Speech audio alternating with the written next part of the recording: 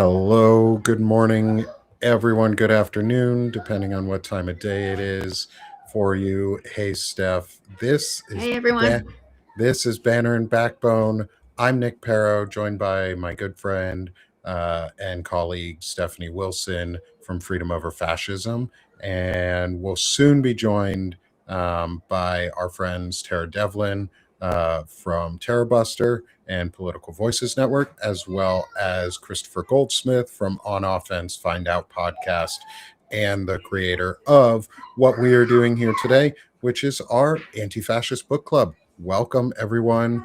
We are here for book three, episode five, uh, where we are going to be going in on Strongmen by Ruth Ben Ghiat again.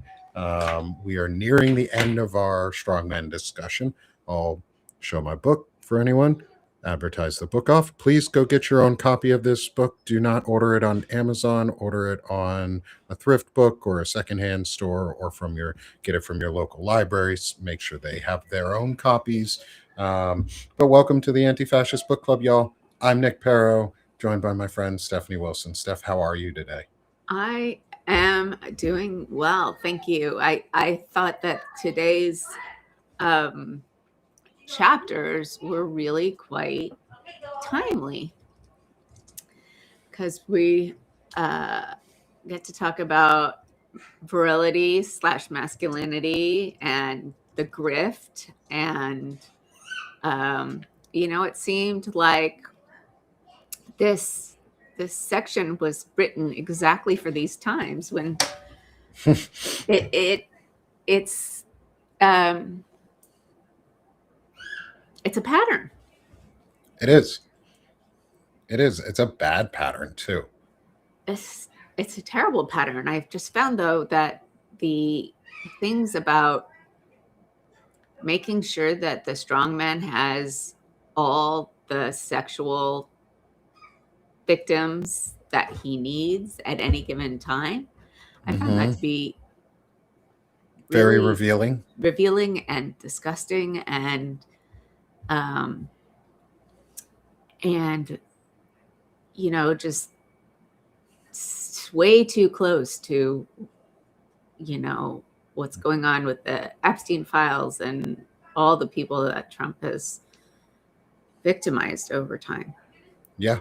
So before we go too far into this discussion, because obviously perfect timing with everything that's going on in the world right now, is welcome to the Anti-Fascist Book Club. Let's give a quick, small overview of what it is and what it isn't.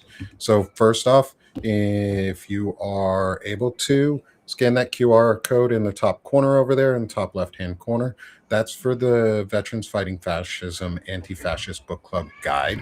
And that'll give you all the really good info and details on what the book club is and what it really isn't, and what the objectives of the book club are, and what the overall goals. And what it is a place for knowledge. We're here virtually to help spread some knowledge and go through, in a virtual sense, the Strong Men and other books throughout the series, which are on the VFF reading list. And it's a tool to give others the ability to then use this knowledge either for their own book clubs at home and in person, which is what we advocate for. Is, if you can, go make your own in-person book club at a library, and get the tools and go through the creator guide and start setting up your own book club, because you'll find you already know some of this information through these discussions, and you can reference these as good starting points for your team to learn from. And then more people get the knowledge. So the whole point of this is to spread knowledge, spread awareness, and give everybody the tools to recognize what fascism is and what anti-fascism is. Both, because you need to know what both are. You need to know what fascism is and what anti-fascism is, and what anti-fascism isn't, which is, we're not a death cult. We are not terrorists or villains. We're just folks who want to learn and share and give information and have equity and equality across the board and shared dignity and values. So, welcome. Because, yeah, these chapters are a lot with what's going on. So we're talking today specifically around chapters 6, 7, and 8, um, which are dealing with corruption, violence, and virility. Um, and resilience in a lot of ways. But we're going through like our show title said was around virility is one of the big ones, and with the Epstein files and the things that have been going on there, I think that's a really important topic to go into for what has happened and what hasn't happened, and how that ties in. Because this ties into a theme around strong men or authoritarian warlords through time immemorial, because we all know a ma- there's a statistically significant amount of people in the world who are related to Genghis Khan, the individual. Like, that's part of the virility thing, is he took all the concubines and raped as many people as he could to spread his seed. And that's sort of this whole thing we see on um, at least on the billionaire side nowadays, and that essence of what they think of virility, like Elon Musk, um, has a set of concubines basically, and has reared a bunch of children with multiple different women, and has them in like compounds for safety. Like, Because that's not cult like at all. yeah, that's not cult like or weird at all, and that doesn't sound like this like fake virility thing or this high like idea of like low T men or high T men or alpha and beta males. Like, it's that old saying of like, if you're smart, you don't go around telling people if you're a genius, you don't go around telling people you're a genius. You just, they know you are by your actions and what you're doing.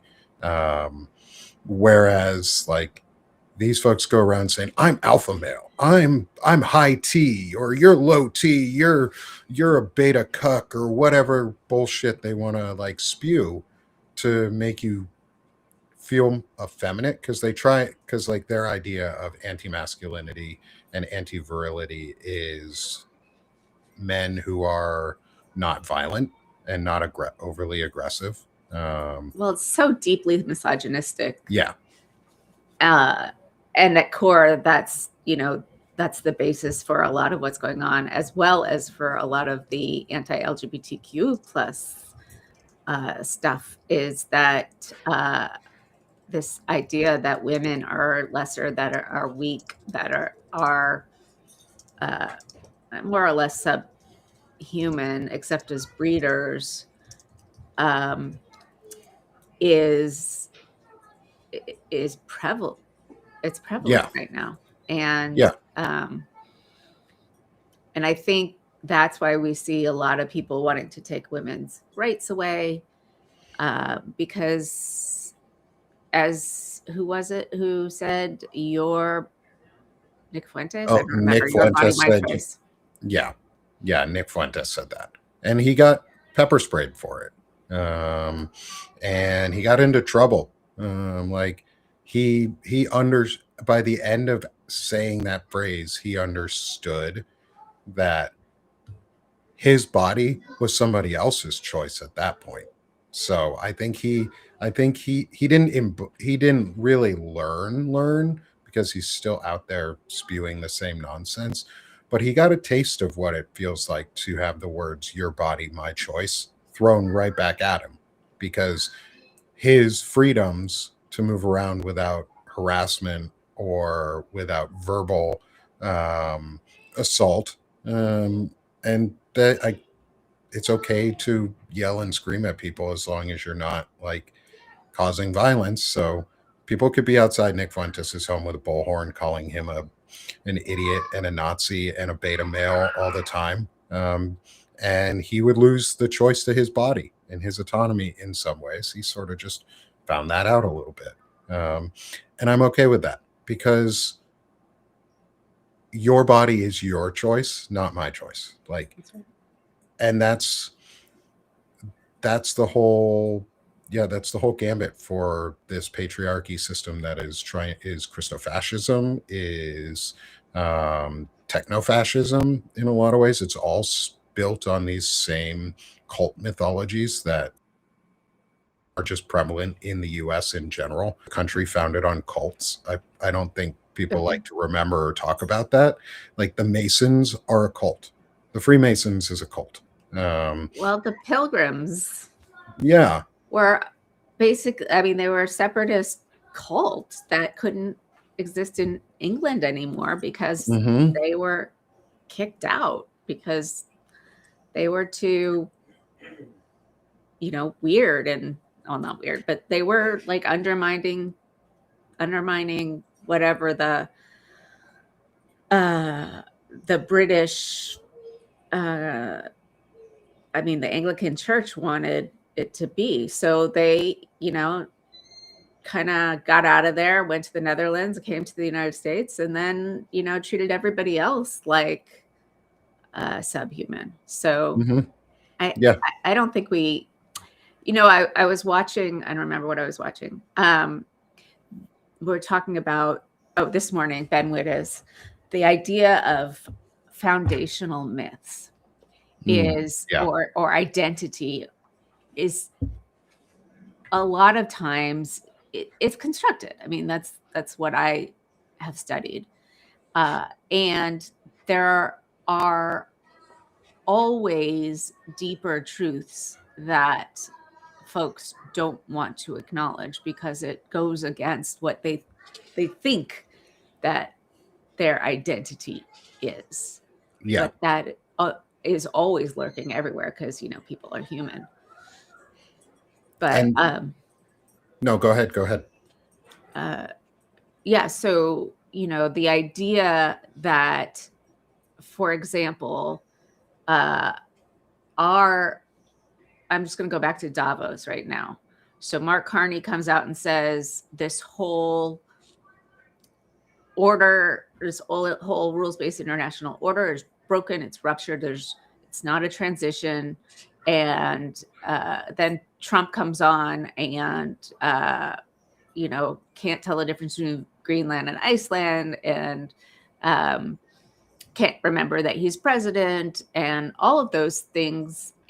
And for some, I think it is the idea that this is where we are as a country, uh, is, some people think of it as humiliating. I think it's more like grief that, those of us on here have been talking about this for a really long time, that our identity myths are faulty, that it's about Christofascism uh, the patriarchy, and that America was never the America we wanted it to be, but always kind of had these ideals in the background, but never even came close to achieving them. And I think that this might be a moment where people are really getting the fact that what what happens here, um, really changes the global balance of everything. Yeah.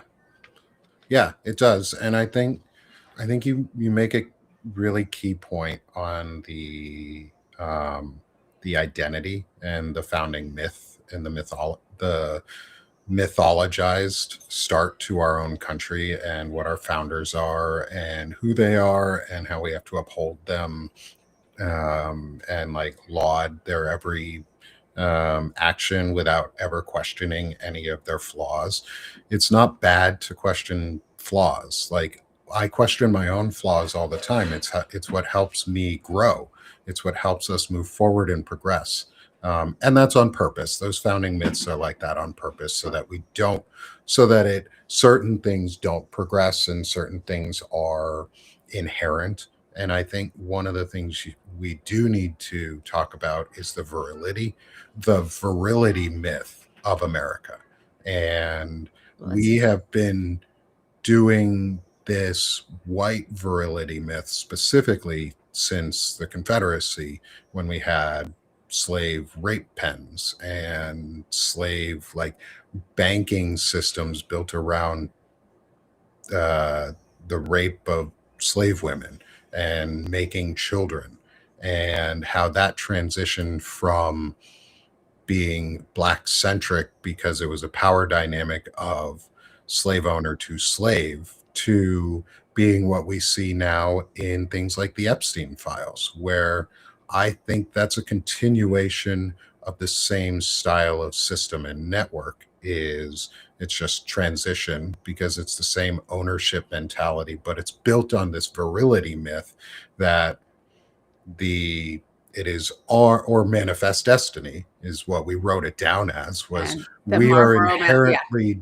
do what we can conquer, so we're just going to take this. And exactly. that is very patriarchy, is very rape culture, is what a lot of us would see that as nowadays.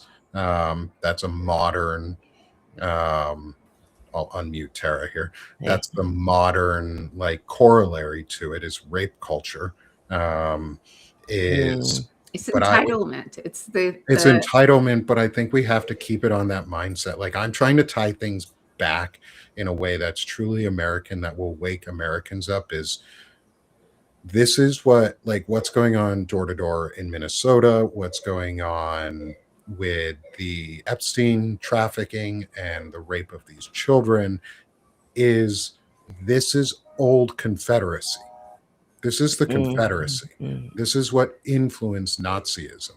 This is what created the KKK and then helped influence the Nazis, because the Nazis took their cues from the Confederates, from the KKK, and then made it worse. And it's a realization of that cycle. And Wajahat Ali is really right about it. Is you have to we have to confront the sin of white supremacy in this country and the myth of white supremacy in this country. And part of that is tying these policies back to their root and not just saying, yeah, you were a Nazi. Nazis were fucking terrible. And the Confederates were just as bad, if not worse. well, Like, it's not in even just the long run. Confederates. If you bring it back, first of all, it wasn't just the Confederates who owned other people. Yeah. You know, it was all 13 colonies at the beginning, and then it moved to the South. But also the whole idea that white people could come to this continent and own all the land and kill all the people already here. And we don't know what essentially raping the land, and probably most of the people they came into contact with as well. It's so deep that we don't even recognize it, and it keeps being reified so there was first, just the idea of colonizing the land, and then there was the enslavement of people, and then there was failed Reconstruction and Jim Crow, and but then there was pop culture that really strengthened it, and Birth of a Nation and Gone with the Wind. And then Westerns. What were Westerns? What is this idea of the Western cowboy? It's the masculine white man conquering the West, which is historically inaccurate, obviously, because cowboys were mostly black and poor. But there's a whole system where not every generation, every so often, these kinds of things are strengthened by the pop culture that continues to feed it, like the Marlboro Man, even, right? That's a freaking commercial, but who died of lung cancer, by the way. Right. That, it's like, this is the American man. And hi, Chris. And so over and over and over and over and over, we reinforce it, and never have we held people accountable for any of those crimes. I just wrote about that this weekend, is that, it's not just that we didn't hold, Bush accountable for the Iraq War. We didn't hold Nixon accountable for Watergate. We didn't hold, as we go back, there's nobody we held accountable for their crimes. It's the powerful, though, right? Isn't it? Because even at the time when Nixon was pardoned, there was an outcry about it. The people were unhappy, and but nothing ever happens. Nothing ever comes of it. So right, and it just paves the way for the next thing. Well, exactly. Pardon Nixon, so that made it okay, and so that made the more powerful. Yeah. Yep. Well, and hey, Chris, welcome. It's good to have you. And we also don't. We always gloss over, or a lot of times we gloss over, the expansion westward in the U.S. and the devastation, like you were talking about, is the raping and pillaging of the land. Is we created a white nationalist church that went across the nation, murdering and genociding the Native Americans in this myth of virility. Like, and I'm talking about Joseph Smith. Joseph Smith went across from Vermont, across the nation out to, and eventually they settled in Utah, was founding the Mormon church along the way, was this golden tablet myth, and from a con artist and a fraudster, and who went out with this virility of, I'm going to rape a bunch of kids and take other people's wives and rape them and make them my own and claim them. And then I'm going to expand west. But along the way, we're going to then kill as many native people as we can in the process to cleanse the land for the coming of white Jesus. And they also killed a lot of white people so that they could pin it on the Native Americans. There was a really good TV show on Netflix called, I can't remember what it was called. I know what you're talking about. It was fantastic. It was basically about. I'll look it up.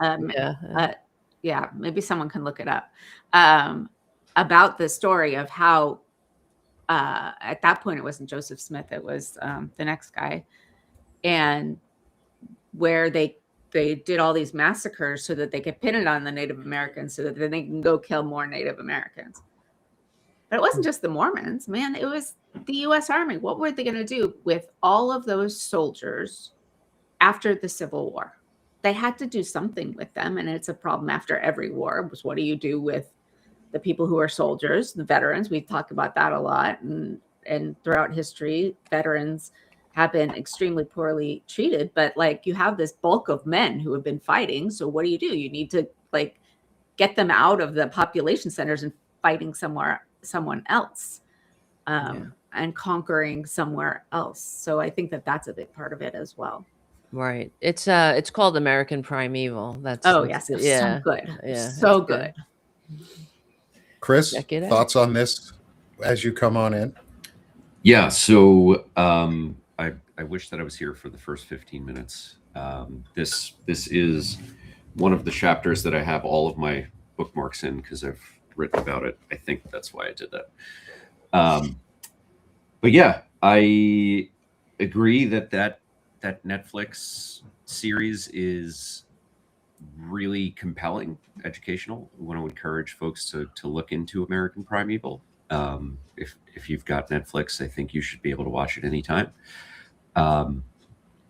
And what this looks like on the global stage right now, as Ruth Ben-Ghiat so aptly puts a photo of the shirtless Putin.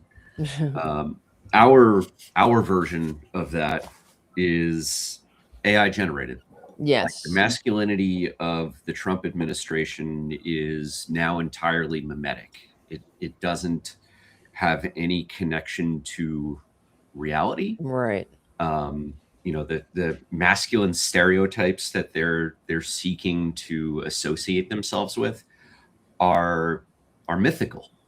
And I think that is unique in the arc of the history that Ruth Ben-Ghiat lays out in in strongmen, but it is not unique in the idea of having a media forward way of ruling. Berlusconi of Italy, owned all of these TV stations, right? It was basically like he owned a Fox News empire as he was coming into power. And Trump has benefited from that, through allies in the media, now through owning his own social media company, where they've created a myth where, to be honest, I don't know that these Trump supporters honestly believe that Donald Trump is like not a stereotypically masculine man.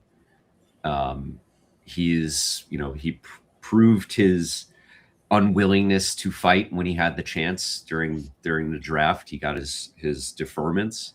Yeah, his feet hurt. He was His little he has feeties hurt. always, his version of masculinity has always been like the masculinity of a rapist. It is about power and domination. That's right. It is not about any of the positive aspects of masculinity. And what I think is most dangerous is that we have a generation of young boys and men who have seen him as the most present masculine presence in the United States over the last 10 years. And it is shaping a generation's conception of what is acceptable and what is not. Yeah, right. And I mean, watching these, there's no consequence for whatever crimes and bad behavior. There just never seems to be any consequences for him. Even like bringing back the R word on, like all these disgusting things that a kid would get into detention for. But here's the leader, of the so-called free world, just shitting on everything that is decent. And I don't know, it's very damaging, of course. How do you discipline children? That's all we heard during the Bill Clinton years. What about the children, right? That's all these effing Republicans would talk about. How can I explain to my children about a BJ, what a BJ is, It's like, how do you explain everything now? Everything, from, the just deplorable behavior to And Stephanie and lawless Tara, behavior. I want to hear from you because I can't even imagine this, but we know from, from studies, from public reporting, from, magazine features that there is an impact on young men who, particularly, but not exclusively white young men, who have driven far right. And the response of women has been to go, young women, girls, has been to go to the left because they don't want to be victimized. And the cruelty that they are experiencing in their daily lives is shaping their reality.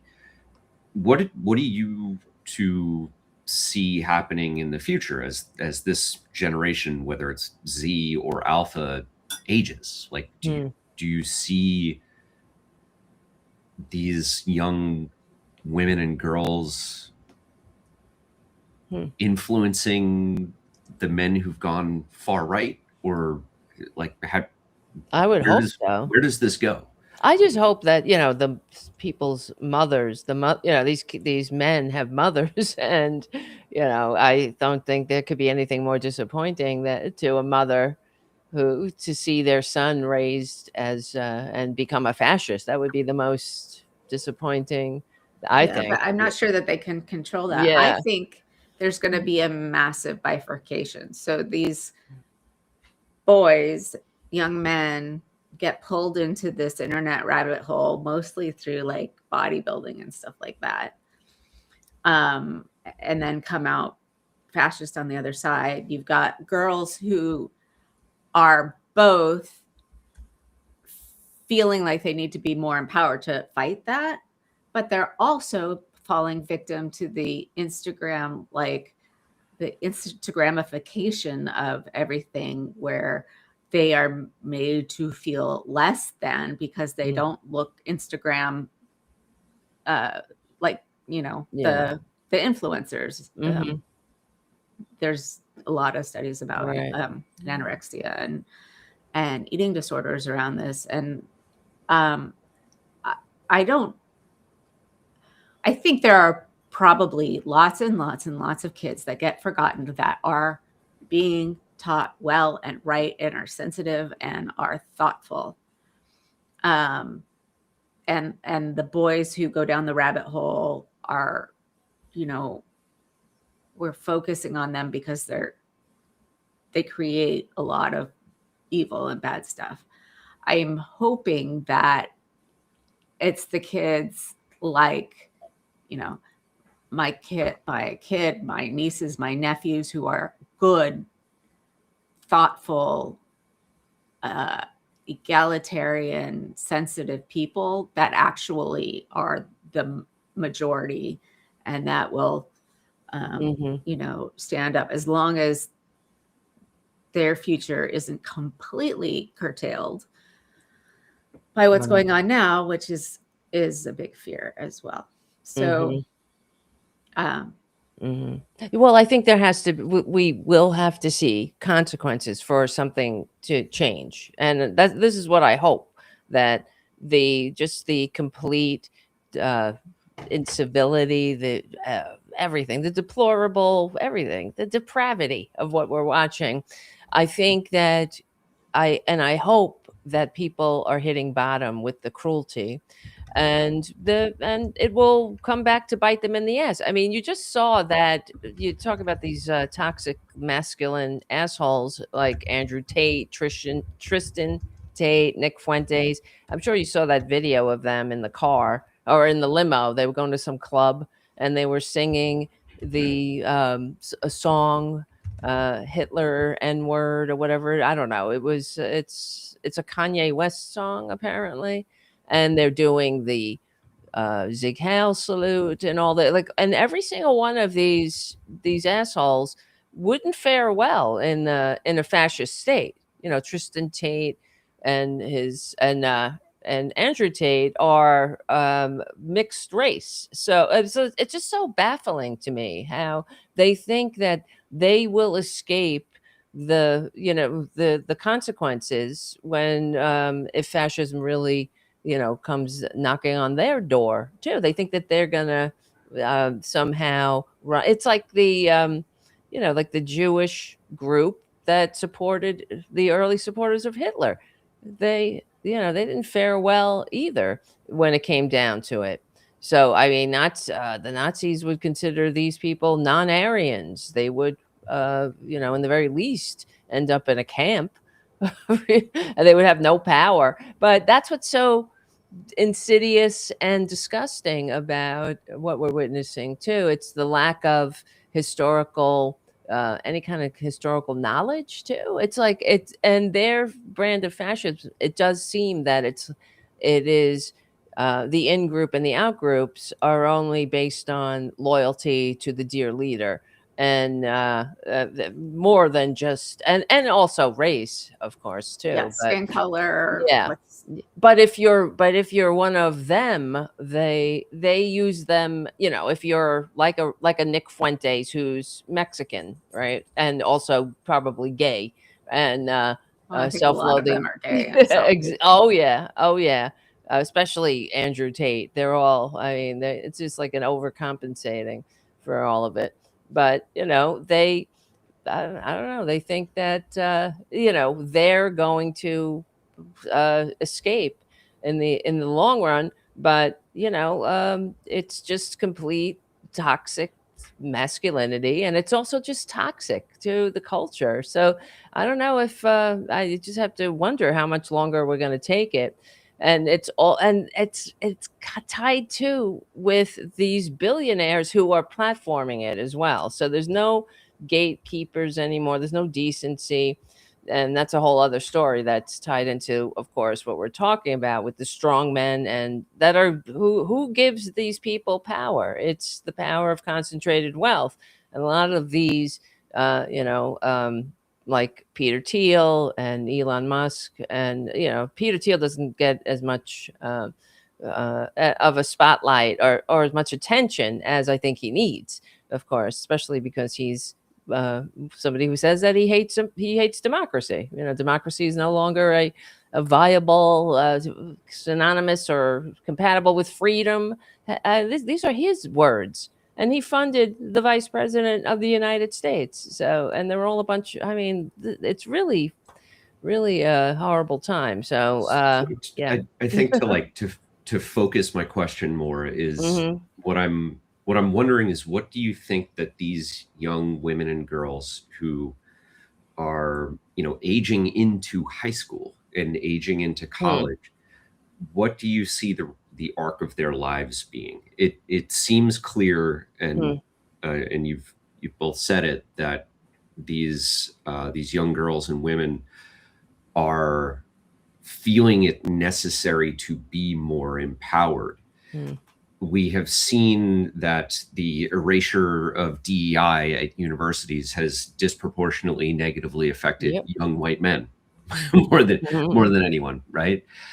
Do you see in the near future these young women and girls making a concerted effort to organize against this kind of toxic masculinity, this fascist version of virility on college campuses in high schools? It just So depends. I Yeah. have Go ahead. Mhm. an 18-year-old niece and a 14-year-old niece and an 18-year-old son and an 18-year-old and 19-year-old nephews. So like my family is all this age, the kids. And I think part of it depends on where they grew up and to what extent are they accepting of LGBTQ plus people? To what extent are they inclusive in their thinking? To what extent are they already socially active? My nieces live in Portland, Maine, now where ICE has just gotten, and they go to the protests and and so I think depending on where you grew up, and I think it might be hyper local, like one high school in a red state, it may be that the toxically masculine boys just hold a lot of power. So are those girls going to take a while to come into their own? Maybe, probably. Does it matter if they're going to go to college or not? Is it the non-college educated, the people who are going to, you go pretty much when you go to college, you get to like try to figure out who you are, right? And but what do you miss if you don't go to college? And also college is generally where more people who are different concentrate. Yes. So that's why they're considered liberal bastions, right? Because you get to learn about places other than what you know. You get to meet people other than the ones that you went to high school with. You get to, meet people of different colors or religions or sexual orientations or genders that you've never met. So like proximity breeds inclusivity, I think. I just feel like America is way too freaking big to be able to have one answer to that question. Well, I think it's also, this is why Republicans attack education as well. We have let young people come out of college now as indentured servants to banks, not as free people ready to get their lives started. And that's just disgraceful. So if we had, education up until whatever, just like they have in every other country where we invest in the youth and everyone can get an education if they choose, because that's what a free and civilized society would do. I think that there would be more opportunity for people to meet other people. And I, as somebody who went to school, and went to, grad school and everything. And it really is true that you do read things that you might not have read, or it opens your mind in a lot of ways to things that you didn't even know you didn't know. So it's, I think, beneficial, of course, but of course, because of the income disparity and upward immobility in this country now, people don't get out much either. If you're living in these red states, these poorly run red states, where they have cut everything, they've cut education, and then of course they're getting a steady diet of fake Fox News, telling them to hate people, and that the elites, the culture, the liberal elites in their fancy degrees don't know what they're doing, and blaming them for the lives that they lead, instead of keep voting for these effing Republicans that do nothing for them but divide them and cut their lifelines. And so I mean, we have our work cut out for us, and I think that what we're doing here is really important. And because we connect the dots on it, we need to get money out of politics. We need to make sure that everybody who wants an education can get one without becoming an indentured servant to a bank, and on and on. We have to challenge and fix the upward immobility. This country used to be the most upwardly mobile. Only when I was born, we had the slightest income gap between rich and poor. Now we have the widest in all of the industrialized world, because of government policy, because of Republican conservative policies.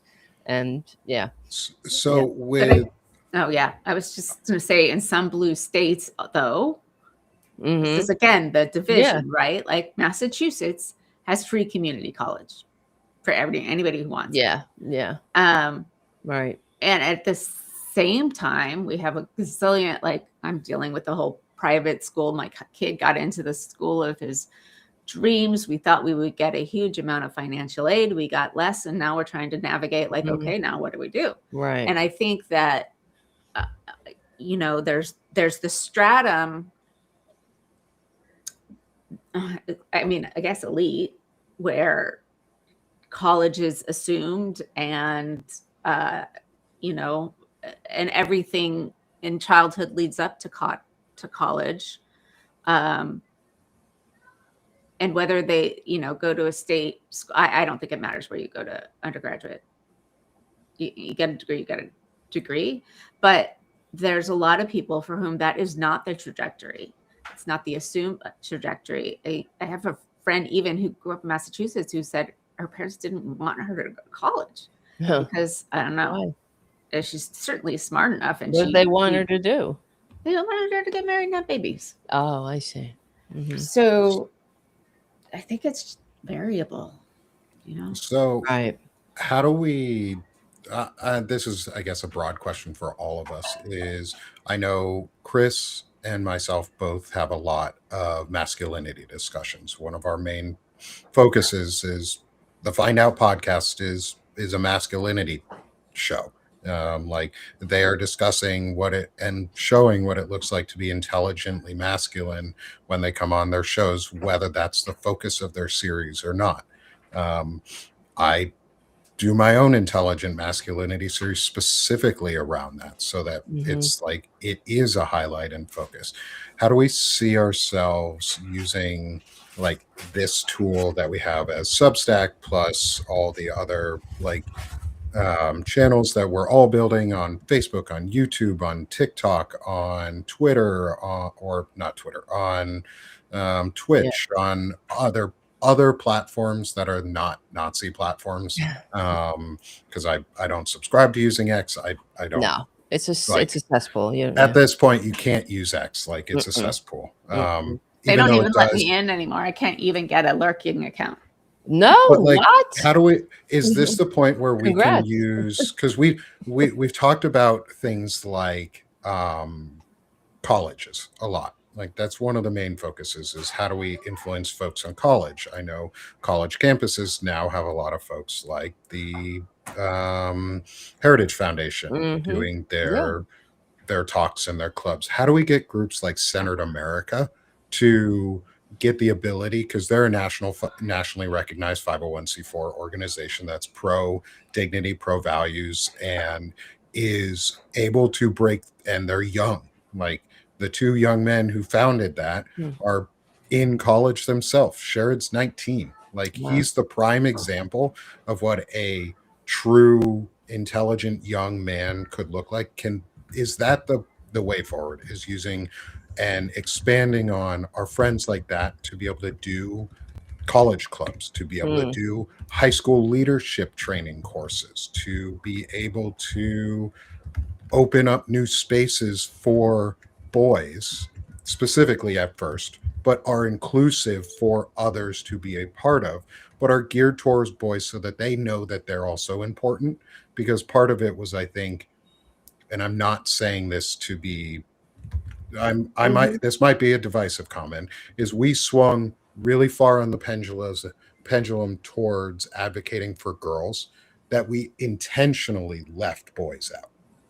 And that has come back to bite us in the ass in ways, because by the time I was going to high school, all of the focus was on ensuring that girls could get into schools too. And I'm glad that was the focus. That hurt some men who don't have the ego to go, oh, I should have tried harder.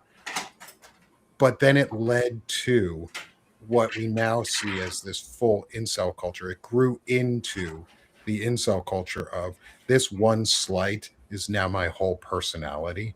And because we left that void of knowledge, we don't have these pro-centrist or pro-central morality clubs like Centered America.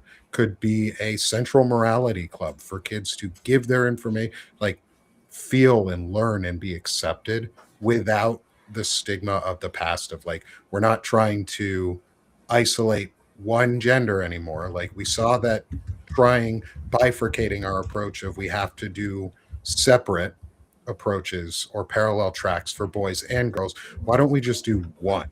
Like, why don't we just help all of us and remind boys that they're important too, and help them break out of that cycle? Because the big thing is like, how do you see the masculinity talks and the discussions and the spheres that we're working on countering or being a separate influence to help grow out of this fascist fragile masculinity?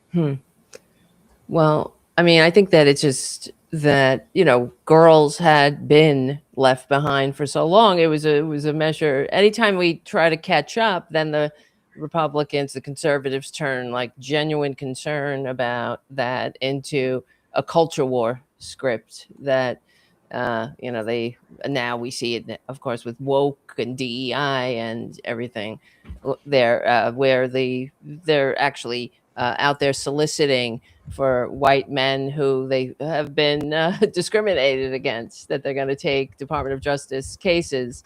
If you are a white man, you know, they're going to fight for you, as if they're not, white men are not still running everything, you know. But anyway, and yeah, it's just like what you're saying is of course, you know, true, but it's also it's kind of reminding me though of what like John Roberts said, well, just don't be racist, you know what I mean? Like that's, racism is over, and how we fix racism is just don't be racist. Well, I mean, okay.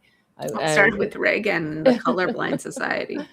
We wish, right? But the fact is, you know, it's not, and that's what we found out with affirmative action, because there was a feeling at the time. It was sincere, and it was, you know, trying to fix the racial divide in the country, thinking that if we only got to know each other, that's what busing was about and whatnot, then we would have a less racist society.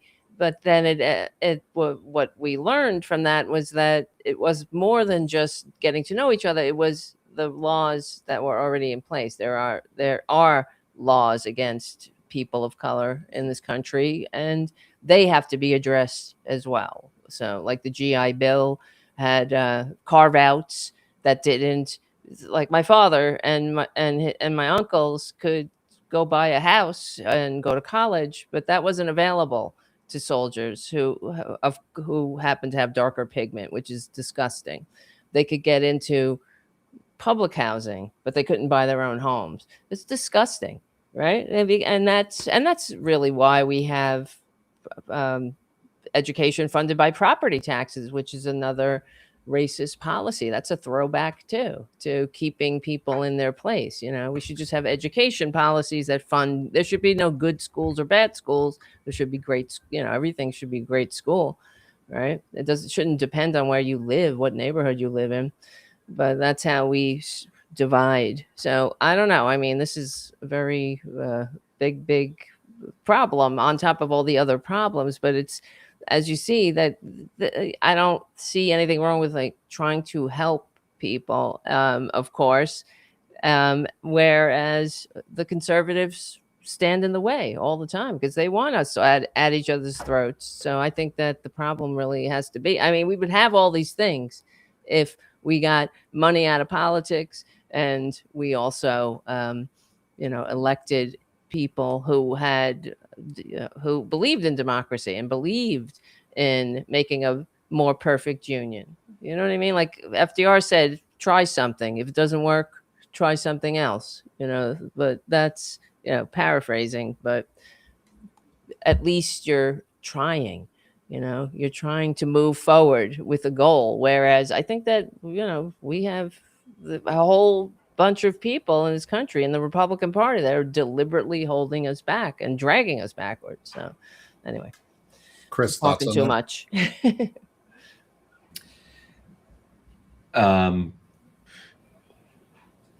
I'm wondering, how what we're reading about plays into what's happening in Minnesota right now with ICE, and how the projection of physical strength and authority that we see is, I think, going beyond what even MAGA will accept. We saw, I just saw some data on the way that people are talking about the murder of Renee Nicole Good.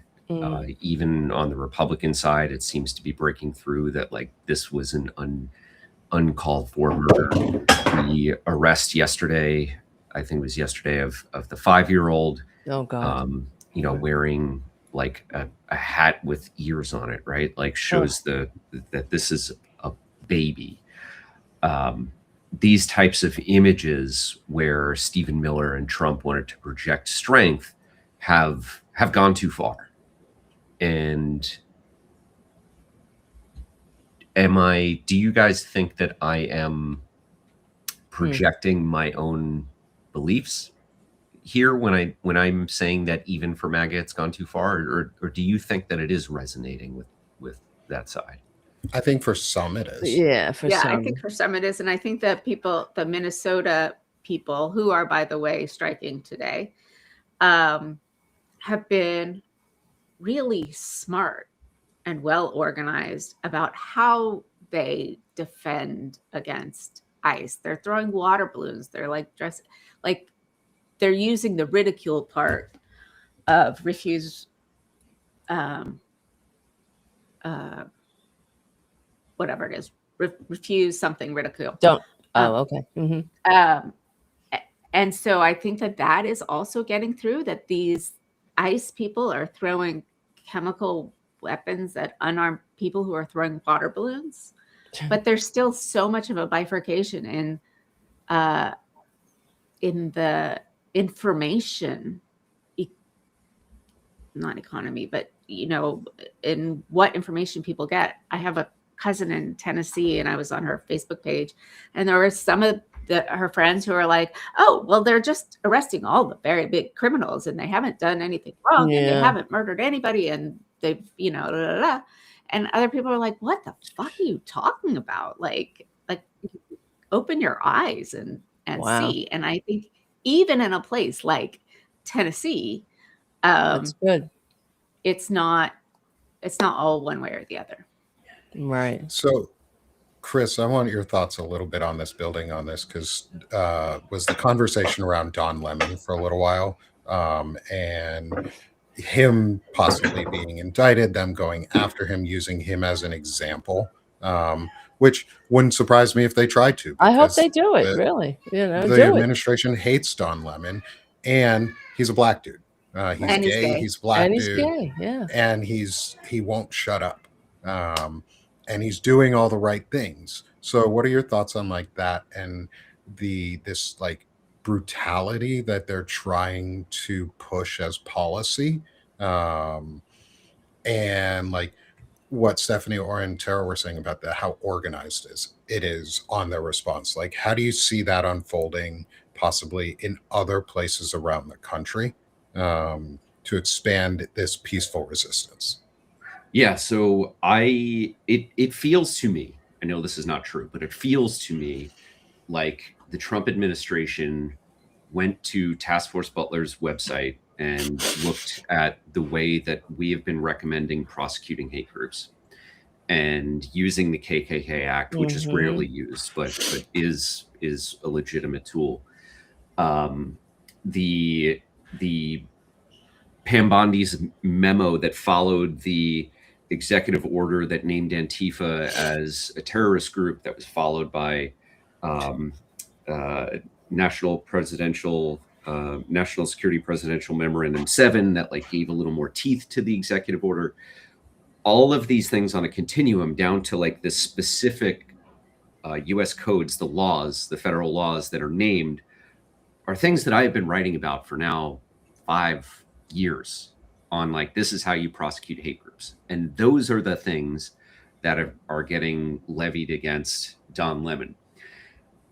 There is part of the KKK Act, the anti-KKK Act, is it makes it illegal to drive on an interstate highway with a mask as part of conspiracy to take away someone's civil rights. I believe that a future administration should look at the precedent of charging protesters who may or may not have crossed the line with like going into a church. I think that was stupid. They shouldn't have done it. If they get prosecuted, sucks for them. Like they shouldn't have made themselves vulnerable targets. Should Don Lemon be prosecuted for that because he went in as a journalist and not a protester? I know, but I hope they do. Yes, I do too. I kind of hope they do too. Yeah, because every time, I mean, Don Lemon is a privileged dude. He's not a poor guy. Yeah, right. Like he has a huge platform. He has money. He has a way to defend himself. He's not going to end up in a gulag. Yes. Yeah. But with the Trump administration going to extremes, our democracy still does exist. The Constitution still does exist. Jurisprudence, like all of these things, do still exist. They are creating room for the next non-fascist administration to start clearing house. Like the use of the KKK Act, should there be any successful prosecutions at all, I think would set precedent for prosecuting all of ICE with the KKK Act. I mean, all those motherfuckers are hopping onto interstate highways with masks over their face for the express purpose of taking away or violating people's civil rights. So fuck it. Go ahead, Trump administration. Prosecute people for using the KKK Act, because in 4 fucking years, we might potentially have thousands of ICE agents who they're not immune, no matter what JD Vance says. Like, unless a pardon is specific enough to say, like, we are pardoning everyone from ICE for violating the KKK Act, like a blanket pardon in theory is not going to do it. So I say, fuck it. Go ahead. Prosecute Don Lemon and everybody else with all the ridiculous things you want to do, because A, it's going to get people more fucking upset, and B, that level of anger that they're building among the civilian populace is going to give the next administration the political capital that they need to start locking these motherfuckers up. Yes. Yep. After they've been prosecuted successfully in a court of law, according to the letter of the law. right? We're not talking We're about not talking locking about up adopting enemies them. just because they've committed political crimes, as Donald Trump tweeted this morning. We're talking about people who have been locking up kids, who've been violating the Fourth Amendment by breaking down doors because they say, oh, Right. we no longer need a judge to sign our warrant, right? So, yeah, I It's want them to keep unbelievable. pushing because Yeah, and there, of course, I'm sure you probably saw this Department of Homeland Security tweet where they posted a picture, a doctored image of someone. They darkened her skin. Nakima Levy. She's who? Oh, let me see. She's a Nakima she's a Levy Armstrong. What is she from? she's from Minneapolis, and she is they were our friends Dana Dubois and Lawrence Winterman were talking about this morning on their show with Matt McNeil. I think that's his name. I hope I'm saying it right. And he's out of Minneapolis, and she is like a community leader there. She's not Right. just somebody. She's not just some random protester. She's a community leader and she has a case for he thinks for defamation because what It's they unreal. made her into was a defamatory image and are trying to slander her name and her reputation Right. as this awful, which is a slogan word, dog whistle for the right wing nowadays, a awful Right. woman. Yeah.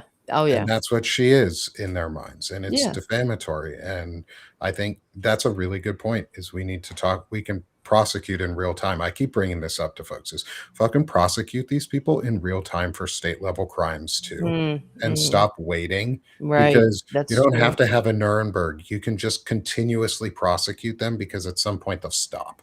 Right. Like at some point, after enough of them have gone to jail for state level crimes, they'll either Yeah. stop or they'll escalate in a way that is really dangerous. Right. And so Right. we're also hitting right at our hour mark here. I want to respect everybody's time. We're going to come back next week and continue our discussion into strongmen and pieces around it.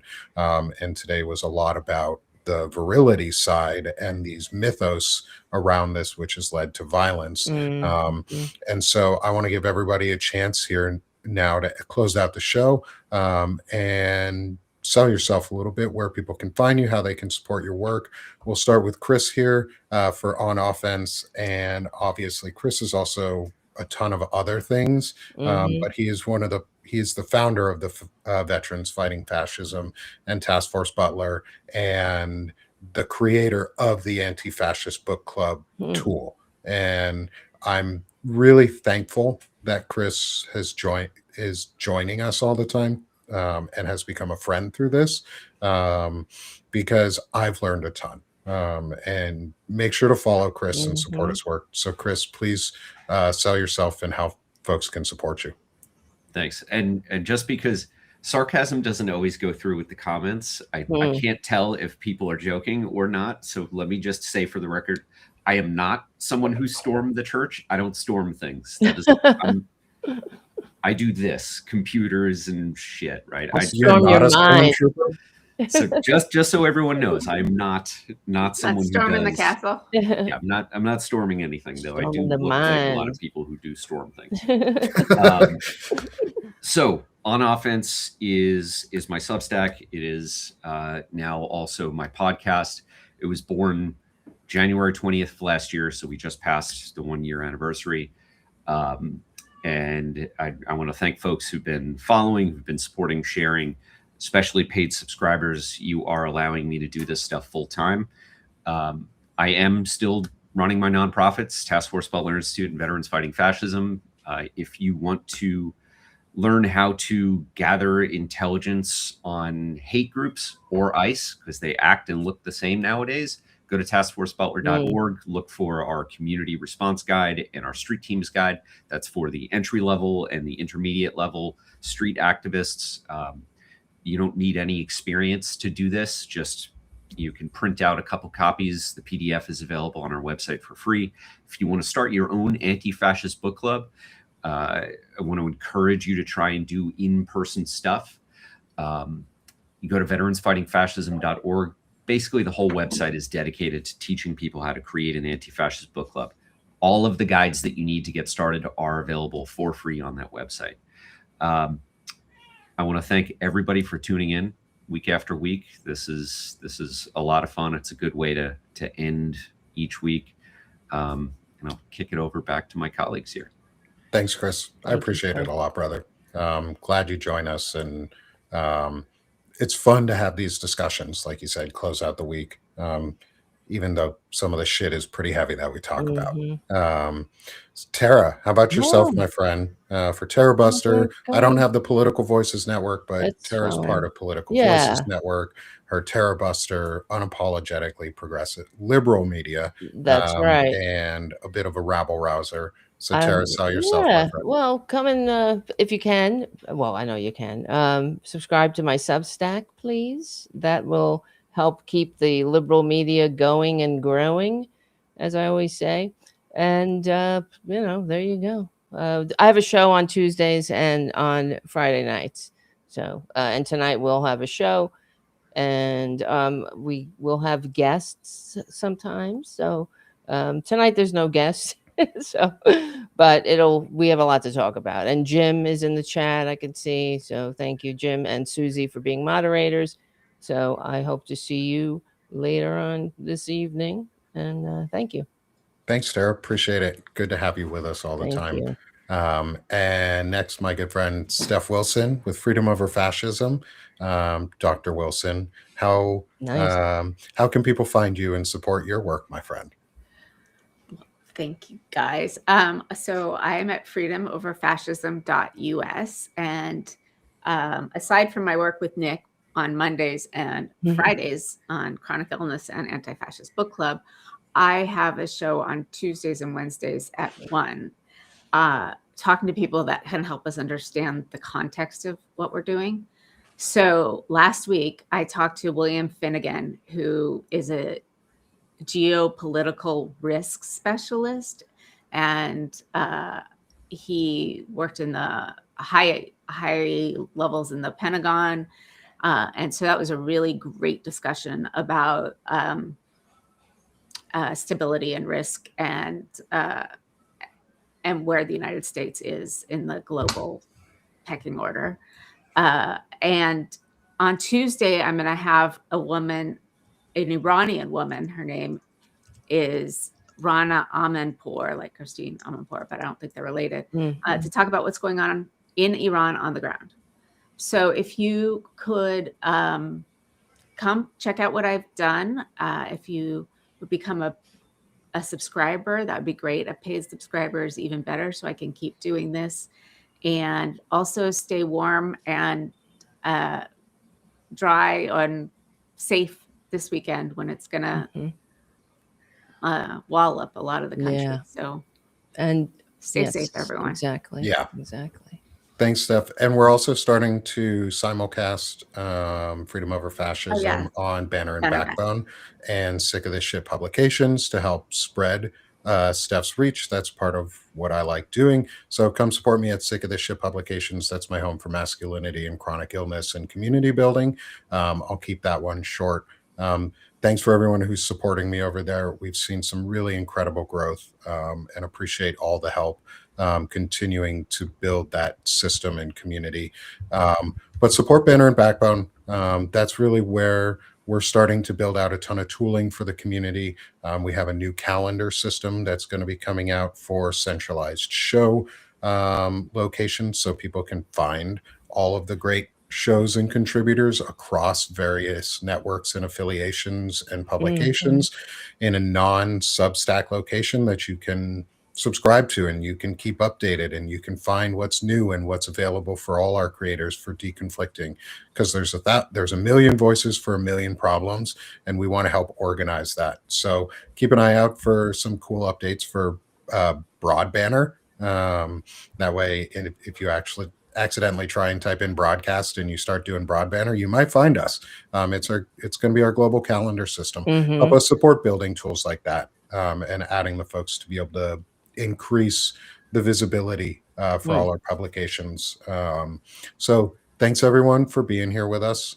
As always, I really appreciate y'all spending your time on Fridays coming with us and hanging out. We will be back next Friday for our closing discussion on Strongmen, as we do the final 2 chapters plus the conclusion afterwards, and just have a good discussion on that. So thanks everyone. We'll be back 12:30 Eastern Friday. I don't know what day in January it is, Mhm. but last Friday of January to close out Strongmen. Thanks everyone for being with us. Have a great day, and we'll see y'all again next week.